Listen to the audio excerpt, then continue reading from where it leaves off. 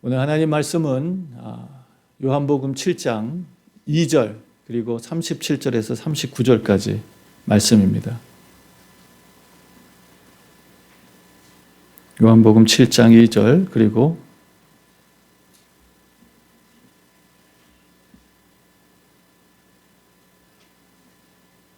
37절에서 39절까지 말씀을 한 절 한 절 교독하겠습니다.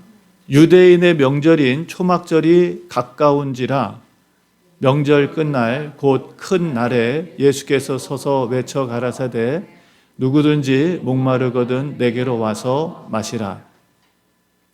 나를 믿는 자는 성경의 이름과 같이 그 배에서 생수의 강이 흘러나리라 하시니 39절 다 같이 읽습니다. 이는 그를 믿는 자의 받을 성령을 가리켜 말씀하신 것이라. 예수께서 아직 영광을 받지 못하신 고로 성령이 아직 저희에게 계시지 아니하시더라. 아멘. 누구든지 목마르거든 내게로 와서 마셔라. 우리 아이들도 이 한글을 읽을 줄 아시죠? 한번 같이 우리 읽어볼까요? 시작. 누구든지 목마르거든 내게로 와서 마시라. 아멘. 추수감사절에 무슨 이런 말씀을 나누나? 그런 생각을 하실 분들도 있을 텐데, 오늘 우리가 이 말씀 속에서 하나님 우리에게 주신 추수감사절의 의미가 무엇이고 또 이 추수감사절을 통해서 우리가 잊지 말고 기억해야 될 것이 무엇이며 또 이 추수감사절을 통해서 우리가 앞으로 하나님께서 우리에게 주실 영원한 약속이 무엇인지를 함께 우리가 은혜를 받고 나눌 수 있는 그런 시간이 되기를 바랍니다. 자, 오늘은 우리가 추수감사 주일로 모였어요. 추수감사절. 우리 옆에 분들에게 추수감사절 하나님의 축복이 여러분들께 가득하기를 축복합니다. 우리 여러분들 옆에 있는 분들에게 그렇게 축복해 주시기 바랍니다. 추수감사절 하나님의 축복이 당신에게 가득하기를 축복합니다. 예, 추수감사절 하나님의 축복이 당신의 삶에 가득하기를 축복합니다. 네, 아멘. 자, 오늘 추수감사절을 맞이해서 우리 어린 아이들 또 우리 어르신들 다 같이 모여서 예배드리게 된 것을 감사드리고요. 오늘 하나님께서 우리 어른들뿐만 아니라 아이들에게도 동일한 은혜를 주실 거라고 믿습니다. 예, 저는 만으로 6살 때 은혜를 받았기 때문에 6살만 넘으면 은혜 받을 수 있다고 저는 확신해요. 왜냐하면 제가 그 경험을 했기 때문에. 얘 6살짜리가 뭘 알아? 얼마든지 은혜 받을 수 있습니다. 그러니까 여러분 우리 아이들 무시하지 마시고요. 아이들도 어른들이 경험하지 못하는 은혜의 세계를 경험하곤 해요. 그러니까 우리 아이들도 오늘 은혜 받을 수 있도록 여러분들이 함께 중보해 주시면서 부모님들은 특별히 기도하시면서 우리 아이들도 다 은혜를 받기를 그렇게 사모하는 마음으로 예배를 드렸으면 좋겠습니다.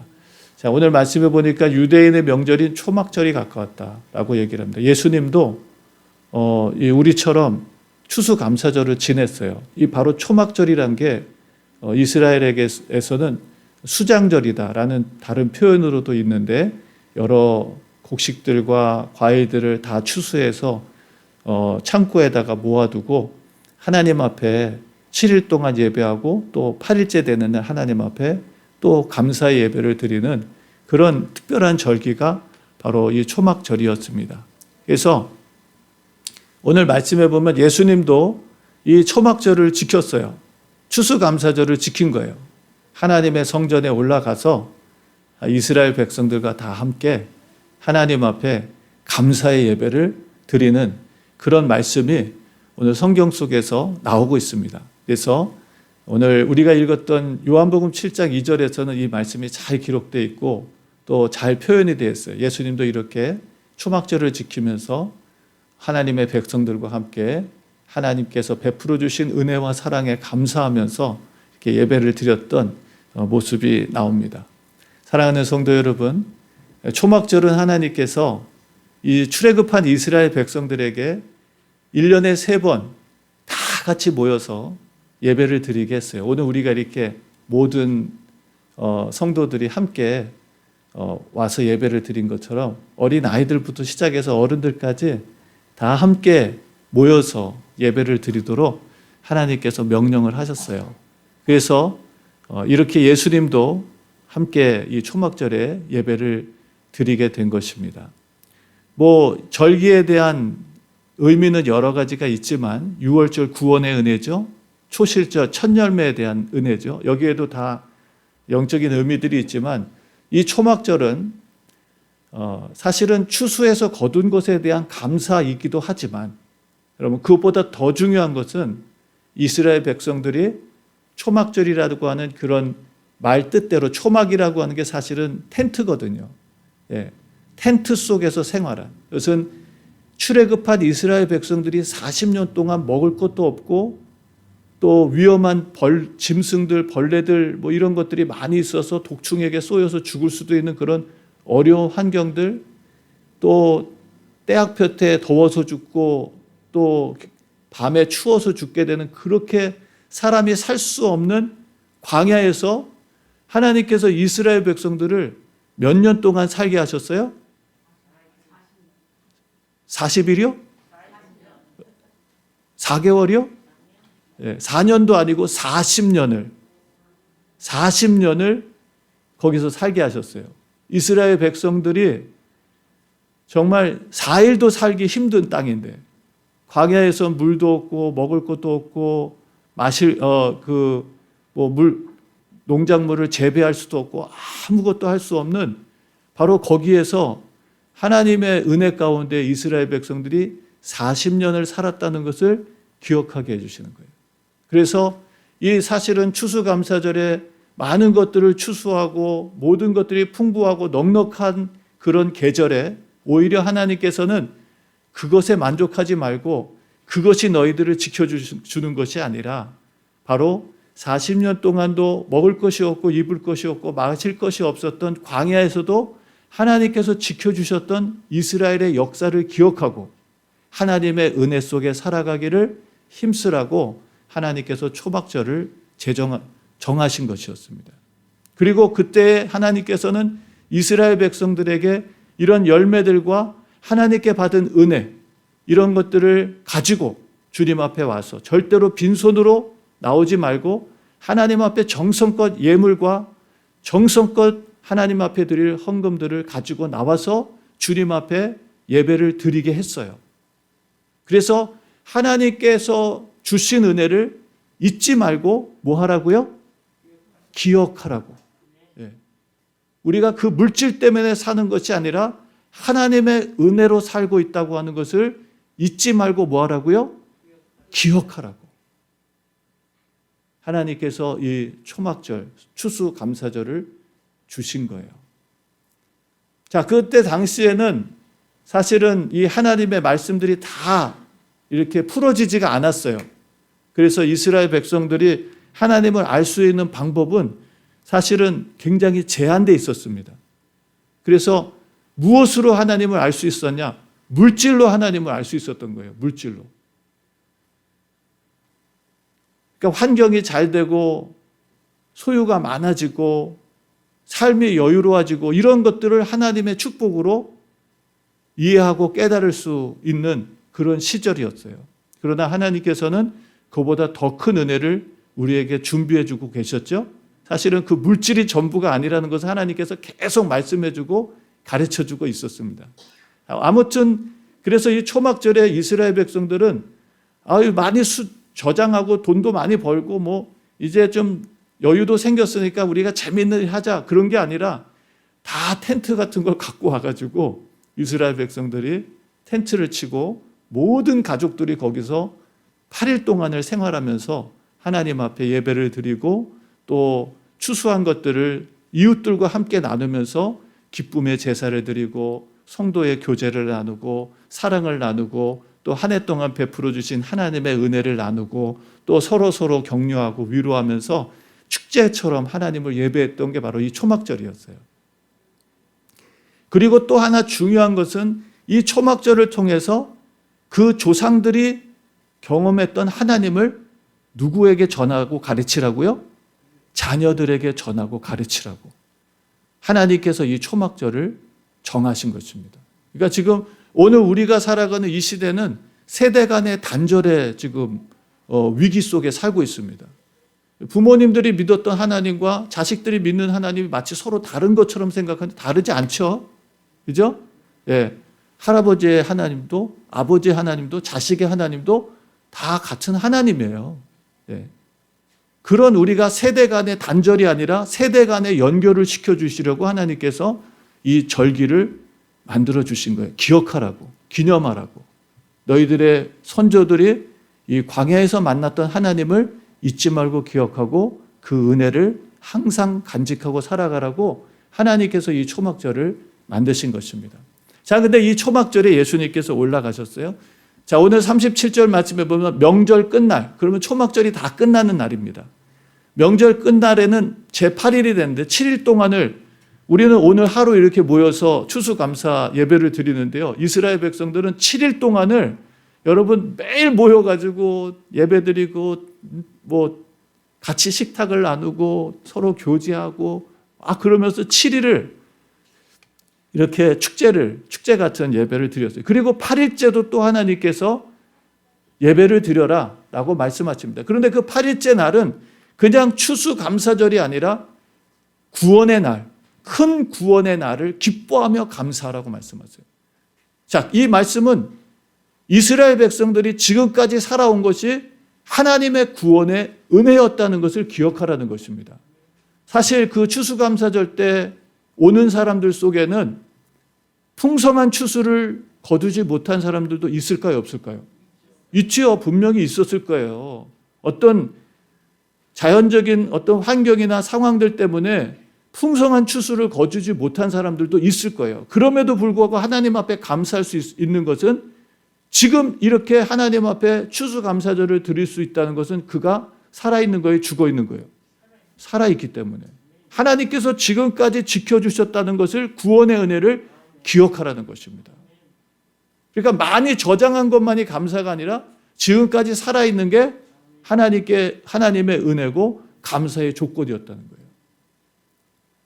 그렇듯이 여러분 이스라엘 백성들은 광야 40년 동안 무슨 화려한 집에서 살아봤겠습니까? 지금 여기서 보는 것처럼 텐트 쳐놓고 뭐 화려한 텐트가 아니었어요. 그냥 생존을 위한 그냥 금박 만들었다가 금박 철수하고 이리저리 옮겨 다녀야 되는 그런 그냥 아주 기능성 텐트 거기 화려한 게 아니라 아주 기능성 텐트를 만들어 놓고 거기서 40년을 살았어요. 그러다 보니까 그 삶이 편안한 삶이 아니었습니다. 참 힘들고 고달프고 때로는 버겁고. 근데 이스라엘 백성들의 감사는 화려한 집에서 편안한 침대에서 자는 것 때문에 감사가 아니었어요. 여러분 여호수아와 갈렙이 나중에 가나안 땅에 들어가서 하나님 앞에 감사하는 게 나오죠. 하나님 다 죽었는데 우리만 살고 가나안 땅을 밟게 하신 것을 감사합니다. 그들의 감사는 광야 40년 동안 뭐 한 게 감사했어요? 살아있는 게 감사했어요. 근데 단순히 몸이 산 게 아니라 그들의 영혼이 살아있었다는 것이 감사의 조건이었어요. 예. 그냥 몸만 살았다, 숨 쉬니까 살아있다가 아니에요. 그들의 뭐가 살았기 때문에? 영이 살았기 때문에 가나안 땅에 들어갈 수 있었던 거예요. 결국 광야에서 실패한 사람들이 대부분이잖아요. 자, 그런 우리가 초막절의 의미를 생각하고 하나님께서 단순히 우리가 많이 거두어서 돈 많이 벌어가지고 사업이 잘 돼서 금년엔 하나님 앞에 감사할 게 많다. 그런 감사가 아니라 우리는 항상 많이 있던 적게 있던 우리의 일상이 하나님의 기적이고 감사라는 것을 잊지 말아야 돼요. 예. 오늘 아침에 오면서도 우리 어머니하고 그런 얘기를 나눴습니다. 안 권사님하고. 진짜 금년에도 하나님께서 너무나 많은 기적과 복을 베풀어 주셔서 정말 감사합니다 그랬어요. 근데 권사님이 그러시더라고요. 진짜 나 근데 본인이 보실 때는 안 목사 가정이 가족들이 한 명도 이 3년 동안 이제 거의 3년 돼가죠 코비드가. 그죠? 3년 동안 코비드 안 걸린 게 단 기적 같다고 얘기하시더라고요. 그래서 제가 또 말씀드렸어요. 그러면 코비드 걸린 사람은 기적이 아닌가요? 코비드 걸렸던 사람은 기적이 아닌가요? 제가 볼 때는 안 걸린 것도 기적이지만 걸렸는데 살아있는 것도 기적입니다. 그죠? 안 그런가요? 예. 안 걸린 것도 기적이죠, 물론. 하나님의 은혜죠. 근데 걸렸을지라도 살아있는 게, 그래서 오늘 우리가 추수감사절 예배를 드리는 거잖아요. 살아있는 게 감사한 거예요. 근데 저는 거기에 한 가지 더 말씀을 드리고 싶었어요. 그게 뭐냐면, 살아있는 것도 감사하고, 때로는 병 걸린 것도 감사해요. 그런데 우리가 코비드에 안 걸린 것에 대해서 내가 얼마나 하나님 앞에 감사하며 살았나. 내가 정말 코비드 걸렸을지라도 회복이 되고 치유된 것에 대해서 내가 얼마나 하나님 앞에 하루하루 감사하며 살고 있는가. 그게 저는 진짜 하나님의 은혜라고 생각해요. 안 걸려도 감사하지 않고 지나가는 사람들은 하나님을 아는 사람, 모르는 사람입니다. 병 걸렸다가 치유된 것에 대해서 하나님을 아는 사람들은 누구에게 감사해요? 하나님께 감사하는 거예요. 하나님을 모르면 감사할 게 없는 거예요. 저 환경이 좋아지면 좋았다가, 환경이 나빠지면 슬펐다가, 사업이 잘 되면 행복했다가, 사업이 망하면은 슬퍼했다가, 건강할 때는 좋았다가, 병 걸리면 슬퍼. 우리 그리스도인들은 전천후 감사입니다. 사업이 잘 돼도 감사하지만 사업이 잘 안 돼도 감사해요. 좋은 일 생길 때만 감사가 아니라 힘들고 어려운 일이 있을 때도 감사해요. 건강할 때만 감사가 아니라 때로는 내가 이해하지 못하는 병이 걸렸을 때도 감사해요. 왜? 우리 하나님 약속을 믿잖아요. 로마서 8장 28절. 하나님을 사랑하는 자 곧 그 뜻대로 부르심을 입은 자들에게는 모든 것이 합력하여 선을 이루신다. 그러니까 지금은 힘들고 병든 게 힘들고 지금은 사업이 망한 게 힘들고 지금은 내 뜻대로 안 되는 것이 힘들지만 우리가 정말 주님을 사랑하고 주님 안에 있다면 하나님은 그 모든 것을 합력하여 어떻게 해요? 선을 이루시는 하나님이세요. 이게 우리 하나님의 신묘막측한 능력이고 은혜입니다. 그러니까 우리가 이것을 믿게 되면 우리는 전천후의 감사 속에 살아갈 수 있는 거예요. 우리 지난주에 다니엘이 사자굴에 들어간다는 거 알면서도 하나님 앞에 감사했던 것처럼. 자, 오늘 이런 초막절을 하나님께서 주셨는데 이제 예수님께서 명절 끝날 큰 날에 달을 맞이한다. 이 날은 구원의 날이에요. 그래서 이스라엘 백성들은 이 날을 큰 구원의 날이다라고 말을 했어요. 하나님의 구원의 날. 오늘까지 우리를 이 험난한 세상에서 지켜주시고 살려주신 것에 감사합니다라는 구원의 은혜에 감사하는 오늘날로 우리가 얘기한다면 추수감사절의 마지막 날이 하나님의 구원의 은혜를 감사하는 예배를 드리면서 이 추수감사절이 마쳐집니다. 자, 그런데 우리가 지금 보고 있는 예수님께서 드렸던 이 추수감사절 때는 이스라엘의 백성들 중에 대부분이 가난하고 어렵게 살았어요. 부유하게 넉넉하게 사는 사람들은 매우 적었고 대부분의 사람들이 가난과 어려움 속에 고난과 고통을 받으며 살고 있었어요. 그러니 이 추수감사절 하나님 앞에 드릴 것도 부족했지만 그러나 이 구원의 은혜에 대해서 정말 더 간절하게 감사할 수 있는 환경이 저는 됐다고 생각해요. 모든 것이 넉넉할 때 하나님 앞에 정말 진실한 예배를 드리기가 쉽지 않아요. 오히려 우리의 환경이 힘들고 어려울 때 하나님 앞에 진실한 예배, 진실한 기도, 진실한 감사를 드릴 수 있는 마음이 더 생겨요. 이게 참 이상하죠. 그래서 아무튼 오늘 이 명절날 이스라엘 백성들에게서는 하나님의 구원에 대해서 감사할 뿐만 아니라 더 나아가서 하나님의 구원의 은혜를 더욱더 간절히 기대하는, 내일도 막막한 거예요. 이스라엘 백성들에게는 이제 이 추수감사절이 지나면 내일 어떻게 살아야 될지 막막한 사람들이 많이 있었단 말이에요. 근데 하나님 앞에 그 구원의 은혜를 감사하면서 하나님을 더 사모하는 사람들이 주님을 찾고 구하는 절기가 되었어요. 자, 여기서 예수께서 서서 외쳐 가라사대. 드디어 여러분 이 초막절의 의미가 무엇인지를 예수님께서 말씀하시기 시작합니다. 여러분, 예수님께서 안식일의 주인이 누구라고 하셨죠? 예수님 자신이라고 했잖아요. 내가 안식일의 누구라고요? 주인이다라고 말씀하셨잖아요. 사실 이 초막절의 주인도 누구실까요? 누구세요? 예수님이 초막절의 주인이셨어요. 모든 인류의 삶과 생명을 주시는 분이 누구였냐? 바로 여러분 창조의 하나님 되시는 예수 그리스도가 바로 이 초막절 은혜의 여러분 근원이셨습니다. 예수님께서 이제 이 말씀을 풀어가기 시작하시는 거예요. 초막절에 대해서. 예수께서 서서 외쳐 가라사대 누구든지 뭐 하거든? 누구든지 뭐 하거든? 목마르거든. 네. 여러분 목마르십니까? 아멘이죠? 제가 대표로 여러분 대표해서 물을 좀 마시겠습니다. 자, 누구든지 뭐 하거든요? 목마르거든. 네. 자, 목마름을 느낀다는 것은 살아있다는 거예요? 죽어있다는 거예요? 죽은 사람은 목마를까요? 목마르지 않을까요? 네, 살아있는 사람만 목마릅니다. 오늘 이 말씀 잘 들으셔야 돼요. 살아있는 사람만 목말라요. 성경은 우리에게 살았다 죽었다 하는 이야기들을 많이 설명해 주세요. 그 중에 여러분 우리가 그냥 목숨이 살아있는 것도 살아있는 것이지만 우리의 영이 살아있는 것을 살아있다고 얘기를 해요. 그래서 영이 죽은 사람들을 성경은 죽었다라고 표현을 합니다.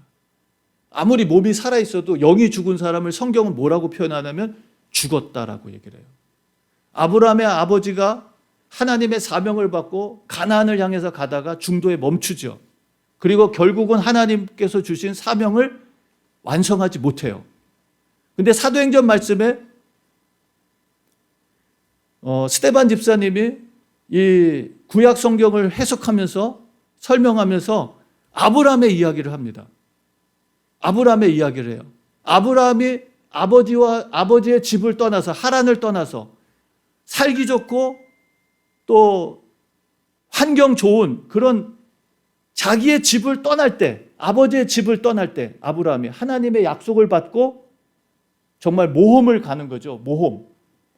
아무것도 없는 곳에 모험으로 가는 거예요. 자, 그럴 때 성경은 스데반이 뭐라고 얘기하냐면 아버지가 어땠다고요? 죽고 라고 얘기를 합니다. 아버지가 죽고 아들 아브라함이 아버지 집을 어떻게 했다고요? 떠났다라고 얘기를 합니다.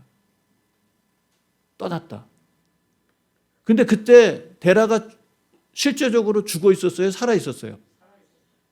실제적으로 살아 있었어요.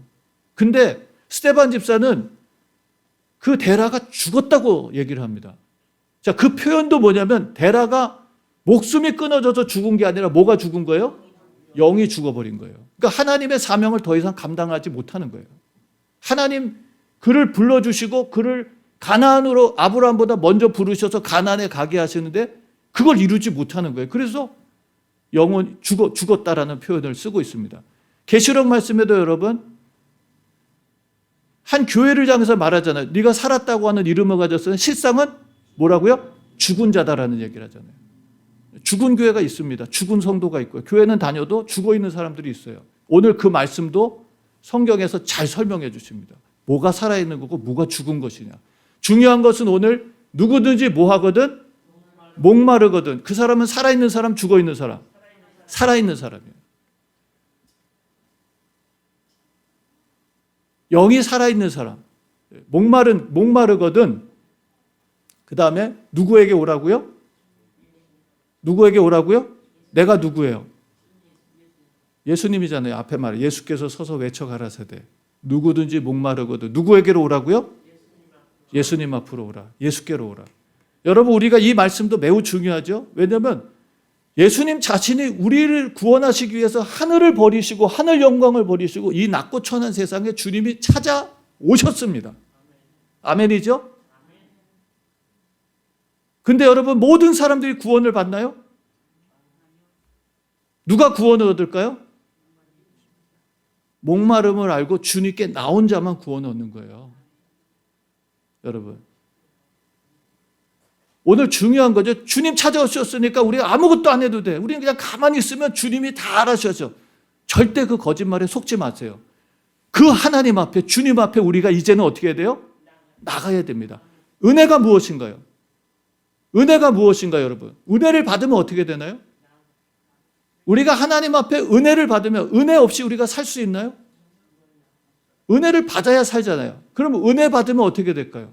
은혜 받으면 하나님 앞에 헌신하며 결단하게 되는 거지, 은혜 받았으니까 나 아무것도 할 게 없습니다. 그게 은혜가 아닙니다. 은혜는 오늘 십자가가 뭡니까?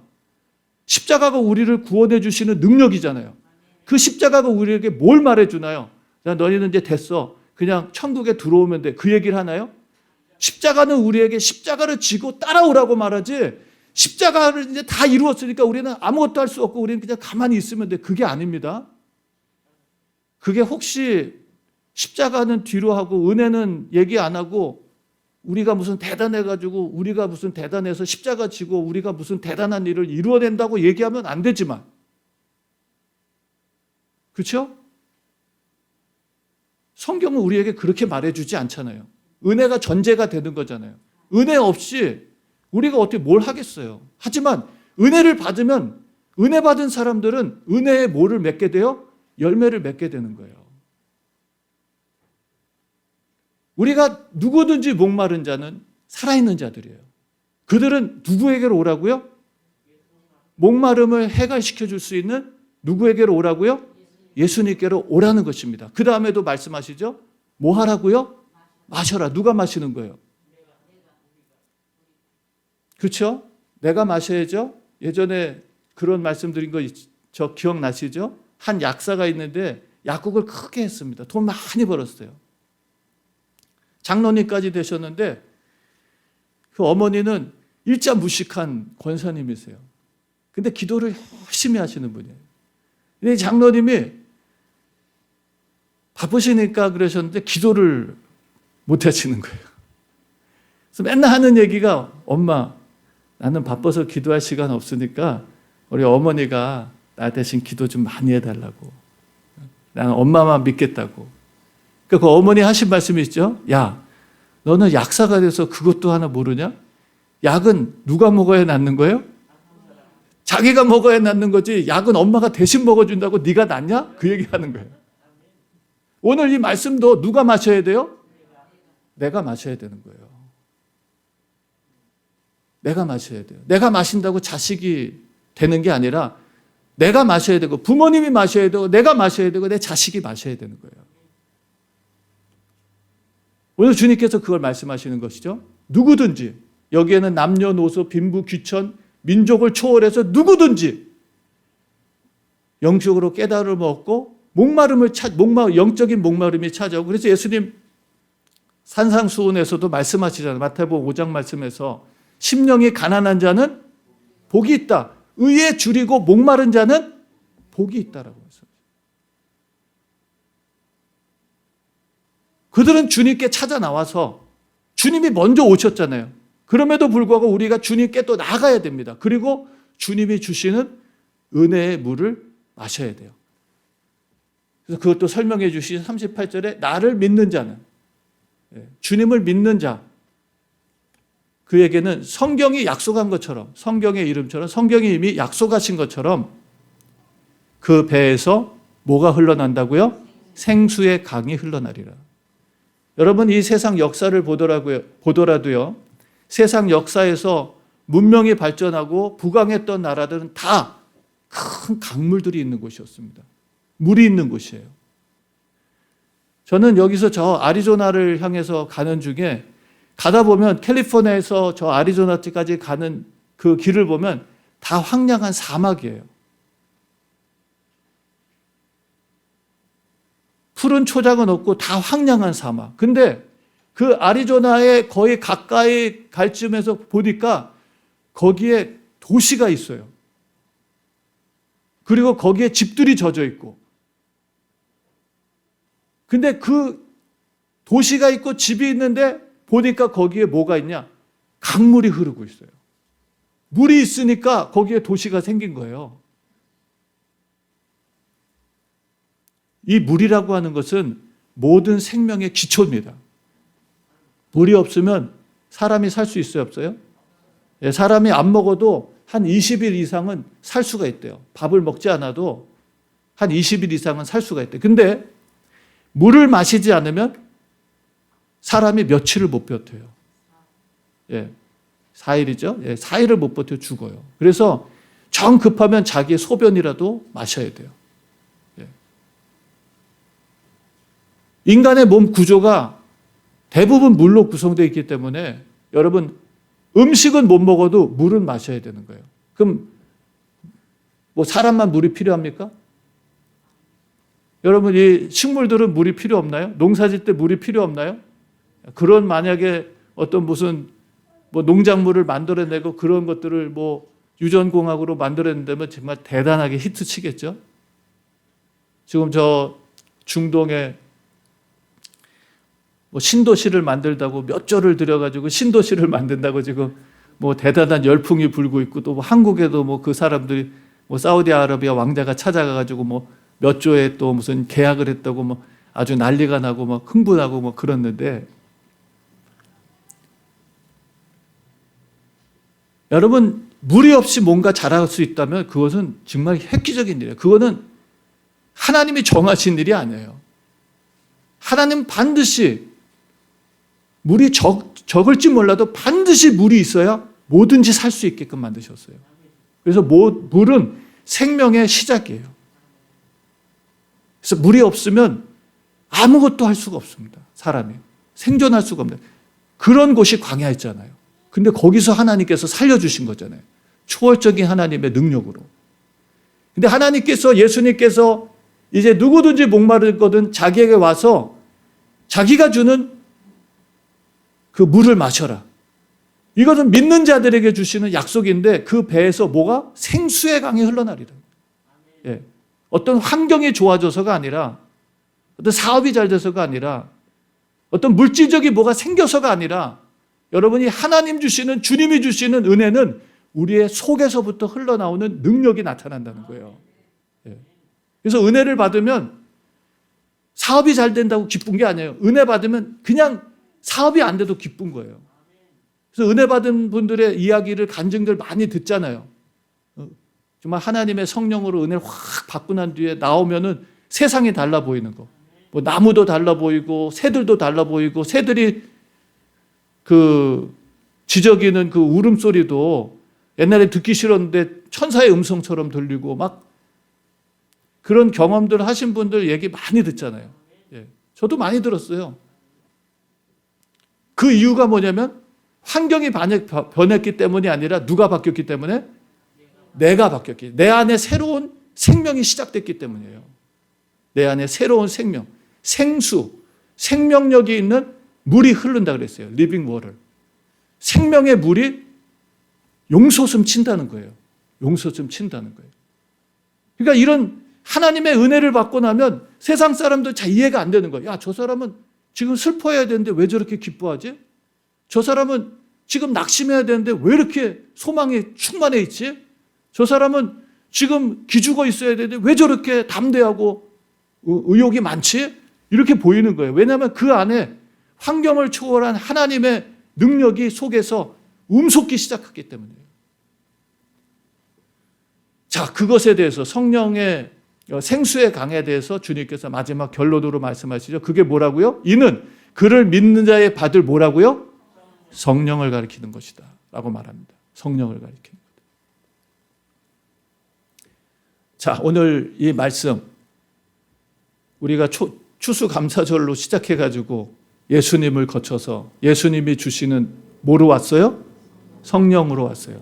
결국 여러분 추수감사절은 하나님께 받은 은혜에 대해서 그 은혜를 하나님께 다시 돌려드리는, 그래서 내가 하나님께 받은 열매들을 하나님께 가져와서 하나님께 올려드리는 거죠.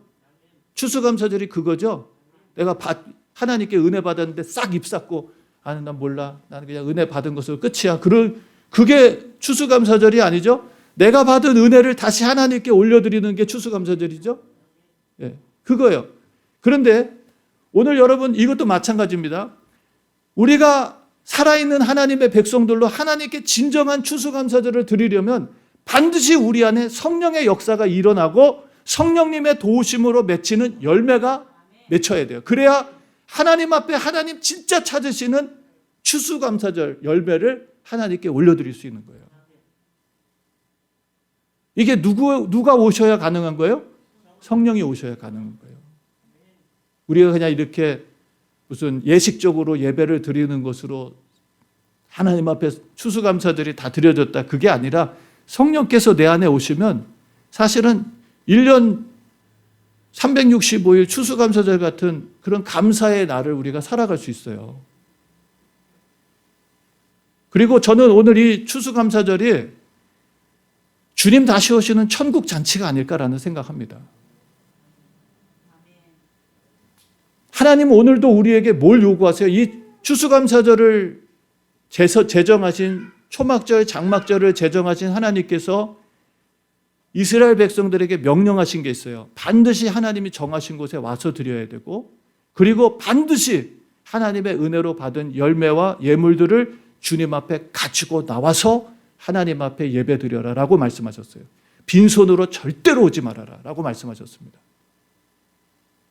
그러니까 사실 추수감사절은 내가 받은 것에 대해서 감사하지만 더 나아가서 내가 받은 그 은혜를 다시 하나님께 어떻게 하는 거예요?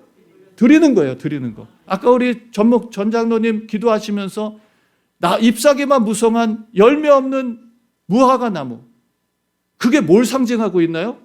이스라엘의 영적 상태였거든요. 그러니까 예수님께서 저주하시잖아요. 이제 다시는 이 나무에서 열매가 맺히지 못하리라, 말라버렸죠. 여러분, 우리가 하나님 앞에 드리는 영적 추수 예배는 내가 받은 하나님의 은혜를 하나님께 다시 올려드리는 열매로 드려지는 거예요.